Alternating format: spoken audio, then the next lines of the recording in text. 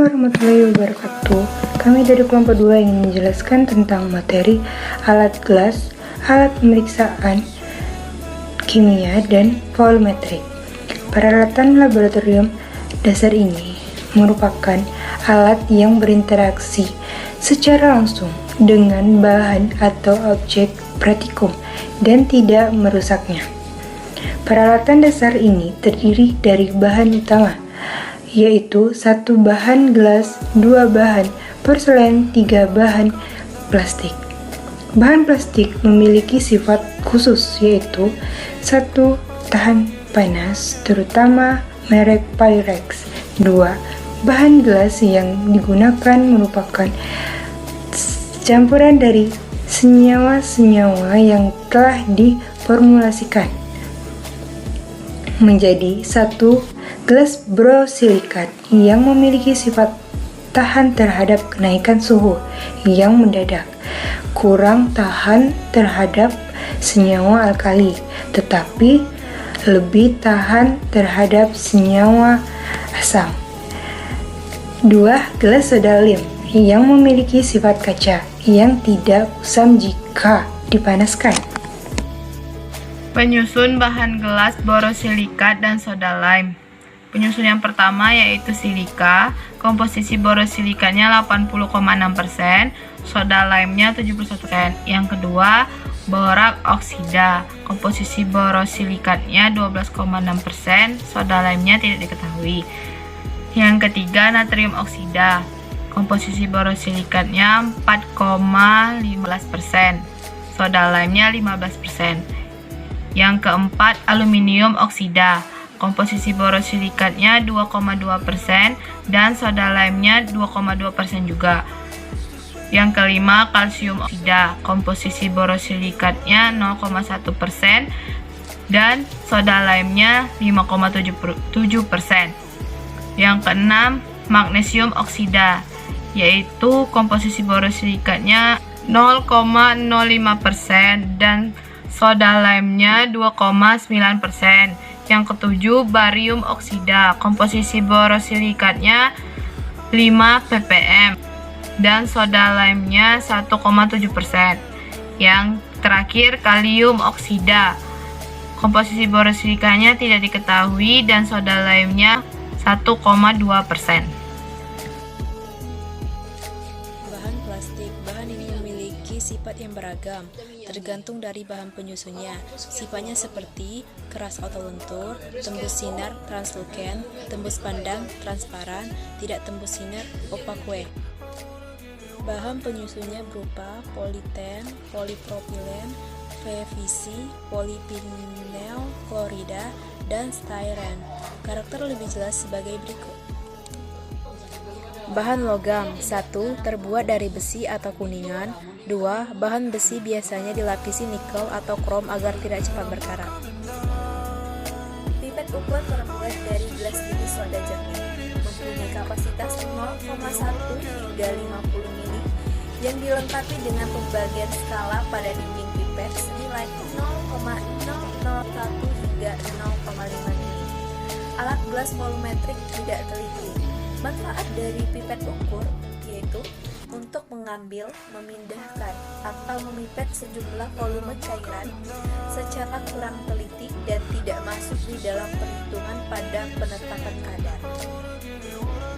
Batang pengaduk terbuat dari gelas yang berbahan polietilen atau logam yang dibungkus dengan polietilen.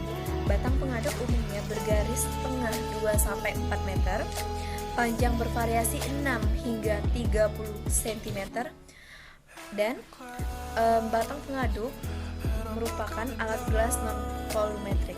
Manfaat dari batang pengaduk ialah untuk mengaduk larutan kimia di dalam alat gelas hingga larutan tersebut menjadi homogen, terus mengekspresikan 2 atau lebih zat, dan selanjutnya yaitu alat bantu memindahkan cairan dari suatu bejana ke bejana lain. Oke, baiklah, selanjutnya saya akan menjelaskan mengenai desikator sama dengan esikator. Terbuat dari gelas semi, borosilikat, plastik atau mika. Tipe gelas jernih, alat gelas non-volumetrik.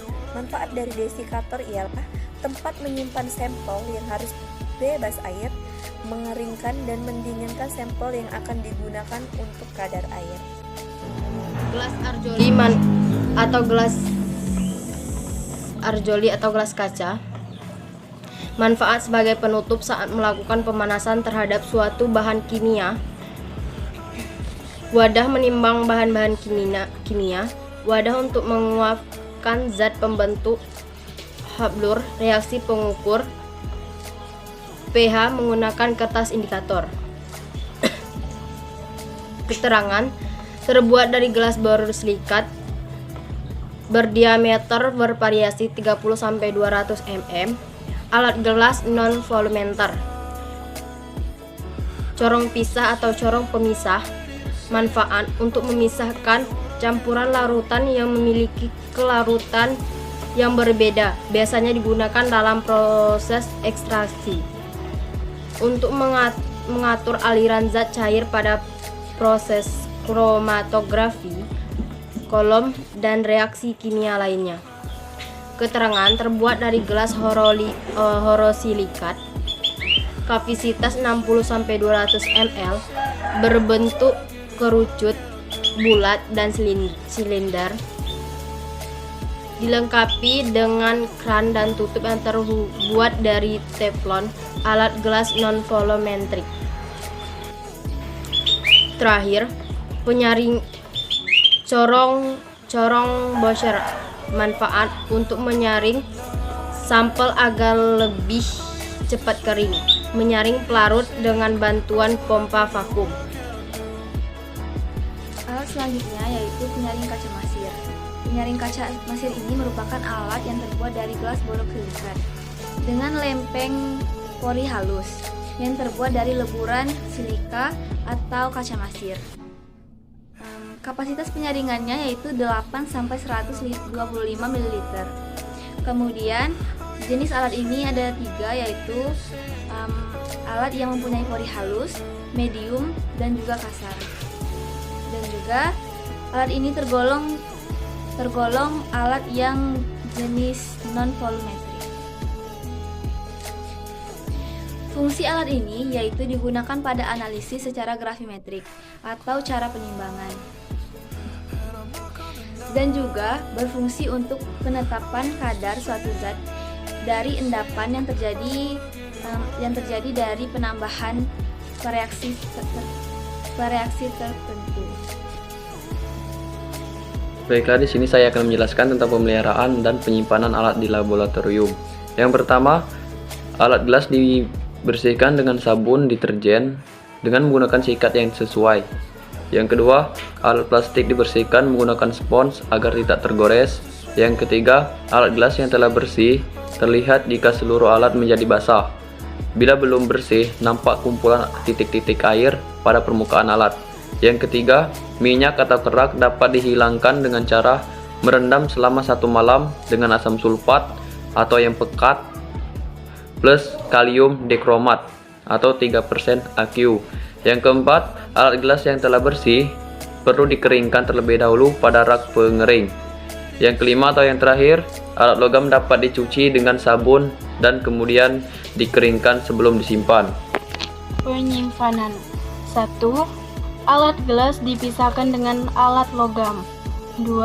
Alat gelas seperti tabung reaksi, pipet, dan pipa buret dapat ditempatkan pada rak khusus. 3. Termometer dibersihkan dengan air, kemudian dikeringkan dan dibiarkan pada suhu ruangan. Baru dimasukkan pada tempatnya. 4. Alat logam misalnya statip. Batang statip tidak perlu dilepas dari dasar statip dan diletakkan di atas meja. 5. Alat logam yang sejenis disimpan pada tempat yang sama dan diusahakan agar tetap dalam keadaan kering. Alat gelas yang digunakan dalam laboratorium umumnya merupakan gelas borosilikat yang tahan terhadap suhu ekstrim dan tidak mudah pecah. Alat gelas ini juga ada yang bening, ada pula yang berwarna. Alat gelas ini memiliki banyak bentuk sesuai dengan kegunaannya. Mikropipet adalah suatu alat yang digunakan untuk memindahkan cairan jumlah kecil secara akurat. Penggunaan pipet gelas seperti pipet ukur dan pipet gondok tidak mempunyai akurasi yang tinggi untuk volume kurang dari 1 ml. Nah, di sini juga ada 3 jenis dasar mikropipet sesuai ukurannya. 1. P20 dimaksudkan untuk mempipet pada volume antara 2 sampai 20 UL. Dan 2. P200 untuk mempipet larutan pada volume antara 20 sampai 200 UL. Dan yang ketiga P1000 untuk mempipet larutan pada volume antara 100 sampai 1000 UL. Nah, di sini juga ada bagian mikropipet terdiri dari otomatis pipator untuk memompa cairan yang dipindahkan dengan volume. Baiklah, di sini ada beberapa tahapan untuk mengoperasikan mikropipet, yaitu 1. Set volume. 2. Pasang tip disposable. 3. Tekan penyedot sampai pembatas pertama. 4. Masukkan tips ke dalam sampel. 5. Ambil sampel. 6. Tahan. 7. Tarik tips. 8. Keluarkan sampel. 9. Tarik pipet. 10. Lepaskan tekanan penyedot. 10. Lepaskan tips. Dan di sini agar ada cara penggunaan mikropipet agar optimal, ada beberapa hal yang harus diperhatikan seperti 1. Konsisten speed dan kelancaran saat tekan dan lepaskan tombolnya. 2. Konsisten tekan pada pelonggar pada pertama. 3. Konsisten dan cukup saat memasukkan tips dalam cairan. 4. Posisikan tips pada cairan, posisinya hampir partikel dari pipet. 5. Menghindari semua gelembung udara. 7. Tidak pernah meletakkan pada side pipet atau pipet membalik jika cairan di ujung. Nah, selanjutnya kita akan membahas beberapa hal yang harus kita hindari dalam menggunakan mikropipet. Yang pertama, jangan menggunakan pipet tanpa tip di ujungnya, dan larutan tidak boleh masuk ke dalam pipet karena hal itu akan menyebabkan kontaminasi. 2. Jangan memutar volume atau menggunakan pipet melebihi ukuran maksimalnya. Hal ini akan menyebabkan ketidakakuratan volume atau ukuran dan bisa merusak pipet. 3. Saat mengambil tips, jangan terlalu menekan keras dan jangan berulang-ulang. Dan juga jangan terlalu lemah karena tips bisa jatuh. Kalibrasi mikropipet. Kalibrasi mikropipet dianjurkan dengan menggunakan aquabides. Kalibrasi dilakukan untuk mengetahui nilai ketetapan dan penyimpangan. Selain itu, saat ini telah dijual yellow tip dan blue tip yang telah memiliki garis-garis cincin pada tanda ukuran tertentu. Misal untuk yellow tip 10 UL, 20 UL, 50 UL, 100 U. Blue tip 250 UL, 100 UL, dan 500 UL. Sehingga kalibrasi dapat dilakukan langsung. Dilakukan kalibrasi secara rutin minimal setahun sekali. Kalibrasi akan menjamin akurasi dan presisi. Akurasi artinya kedekatan volume yang dikeluarkan terhadap volume yang diset di pipet. Akurasi ini ditunjukkan dari angka rata-rata error. Penyimpangan pengukuran berulang terhadap volume yang diset, sedangkan presisi adalah reproducibility. Pengukuran individual untuk volume yang sama resisi ditunjukkan oleh standar deviasi atau SD. Akurasi relatif secara umum adalah 1% atau kurang, sedangkan presisi kurang dari 0,5%, kecuali digunakan untuk terkecil yang dianjurkan dari model. Oke, selanjutnya yaitu tentang perawatan mikropipet. Di sini saya akan menjelaskan 4 cara untuk merawat mikropipet. Yang pertama, yaitu dengan mengecek secara rutin kondisi pipet. Periksa apakah ada bagian yang rusak, retak, atau ada komponen yang hilang. Yang kedua, yaitu membersihkan pipet setiap sebelum dan sesudah pemakaian dengan alkohol atau cairan khusus pembersih pipet. Yang ketiga, yaitu dengan mensterilkan komponen-komponen pipet yang dapat disterilkan dengan menggunakan autoclave atau penyinaran ultraviolet. Dan yang keempat, yaitu jika terdapat kerusakan atau kelainan dan kejanggalan, segera periksa kondisi pipet Anda ke manufaktur atau agen penjualnya. Selanjutnya, di sini ada gangguan dari mikropipet. Yang pertama itu ada tip bocor. Nah, tip bocor ini disebabkan oleh tip jelek atau posisi tip tidak kencang atau tidak pas. Nah, cara yang dapat kita lakukan untuk menanggulangi tip bocor ini, yang pertama yaitu dengan menggunakan tip dengan kualitas yang tinggi. Yang kedua, tip dikencangkan dengan kuat searah jarum jam. Gangguan mikropipet yang kedua yaitu pengisapan lambat atau volume terisap sebagian. Pengisapan lambat atau volume terisap sebagian ini mungkin saja disebabkan karena saluran tangkai pipet tersumbat. Kemudian, kita bisa menanggulangi masalah dari mikropipet ini dengan membersihkan pipet. Masalah yang ketiga yaitu volume rendah.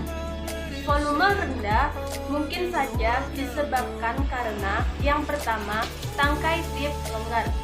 Yang kedua, karena pipet terkontaminasi. Yang ketiga, karena memipet larutan yang tidak mengandung air.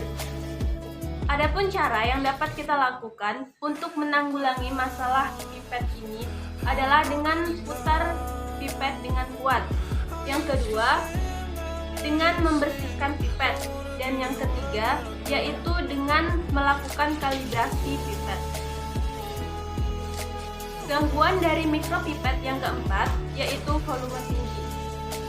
Gangguan ini mungkin saja disebabkan karena tombol bagian atas sewaktu pemipetan ditekan sampai ke bawah atau akhir. Adapun cara yang dapat kita lakukan untuk menanggulangi masalah mikropipet ini yaitu dengan penggunaan pipet sesuai prosedur pemipetan.